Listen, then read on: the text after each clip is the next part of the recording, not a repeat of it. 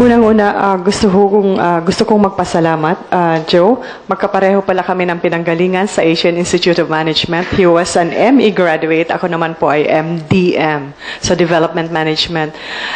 Sa MMDA, makakaasa po kayo. Naggagawin namin ang lahat-lahat para kayo ay mabigyan ng tamang serbisyo. Ang ano lang po namin, ang aming pinapakiusap naman, the cooperation part, what is the counterpart of the public? If we have these rules, then let us also obey the rules. Yun lang po, napakasimple. And then, sabi ko nga parate sa aking mga discussions, kung ang sinasabi natin ay gusto natin ng disiplina, yan ay atin namang isa puso rin. Sabi nga, ang MMDA, matapat, marangal, disiplinado ako, samahan niyo ho kami dyan sa tagline na yan.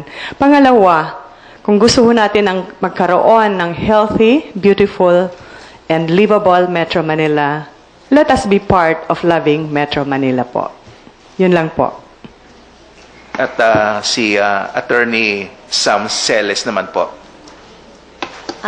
For me personally, I would say it's really an honor to have been invited by the chairman to join the MMDA. I believe the MMDA is one of the busiest governmental agencies. We are constantly dealing with crisis almost every day.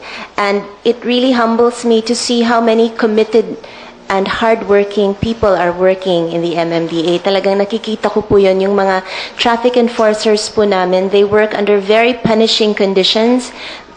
Government employees are not covered by the labor laws, so some of them work below minimum wage, and yet andun po sila. So sana po patuloy po ninyong suportahan ng MMDA to give our public information awareness campaign due coverage, and we thank you very much po.